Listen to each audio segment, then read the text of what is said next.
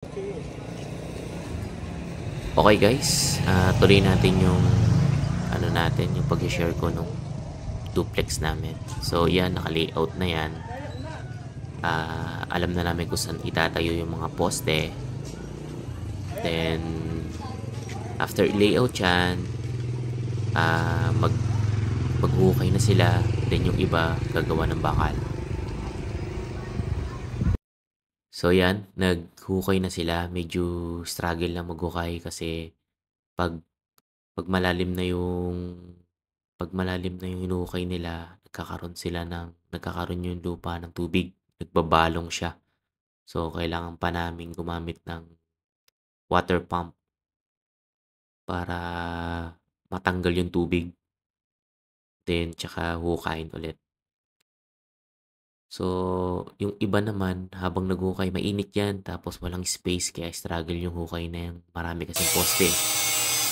So, habang naghukay yung iba, yung working foreman ko, tsaka isang skilled ko, pinapagawa ko muna ng mga poste, mga bakal, mga bed bar. So, iyan, stirrup. So, ang gusto ko, yung stirrup namin na gagawin, 10mm yan. Ang gusto ko dyan, lagyan ng lock. So, yan. So, usually, ginagawa naman talaga yan. So, yan yung hindi ko kinalimutan. Pinalagyan ko ng lock. Yan, lahat ng stirrup ko may lock. Then, after gumawa ng stirrup, lalatag nila yan ng alternate. So, 15 yata ang stirrup ko. Medyo dikit-dikit yan.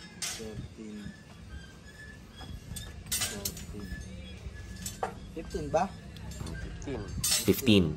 15 yung ginawa kong stirrup.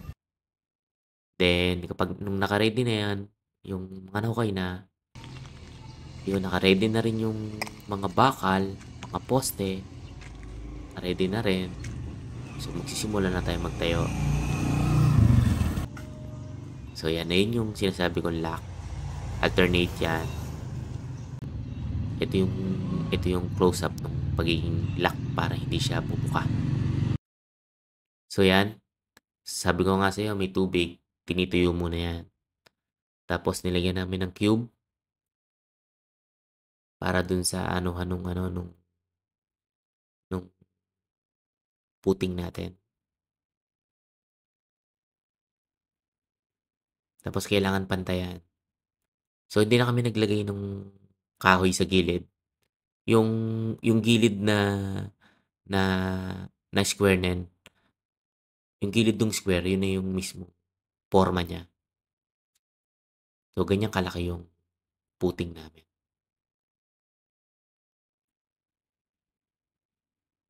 Hinuhukay lang niya para pumantay. Pag nilatag yung parilya or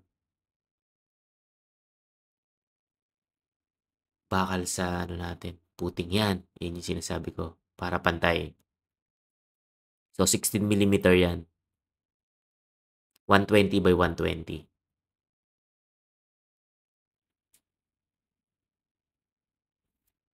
Yan. Then, sisip-sipin ulit yan. Then, yun na. Ilalatag na yung poste natin. Etong poste na yan, 10 yan. Kaya 10 yan kasi yun yung nasa gitna. Yung division nung,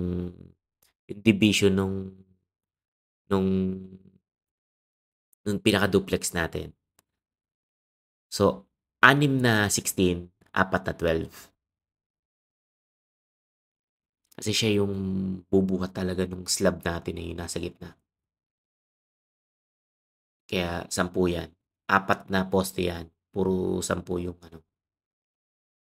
yung bakal natin.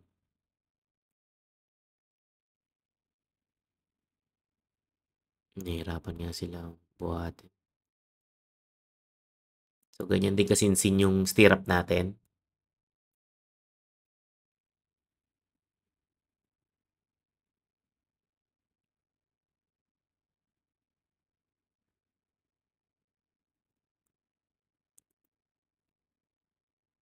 Tapos yan, nakalatag na, then bubuhusan nila yan. So yan, para makita natin yung dikit-dikit na poste. Ito yung nasa gitna, makikita nyo. 10 yan, the rest, 6 na lang. So ang ganda nung cut nung lupa. Kasi hindi siya corner lot. Kabilaan corner, payo siya. So pwedeng dumaan sa gilid. Ito yung main road sa kaliwa. Pwedeng dumaan doon sa dalawang gilid. So, yan yung mga kasinsin yung poste. Medyo struggle kami dyan kasi walang paglalagyan ng lupa. Kaya tinigil muna namin, tinapos muna namin yung kabila para para madaling mag-ano ng lupa, mag-ayos ng lupa. Ito na yung wall putting sa ilalim. Yan yung ginawa. 16 millimeter din yan. So, yan. Then, para madaling ilatag yung tie beam natin. So, yan, no? Yung sa ilalim, yan na yung wall putting. Medyo malaki rin. So, dalawang hollow block, tsaka yung tie beam natin. So, yan. Para mailatag na yung tie beam. Yan yung ginawa.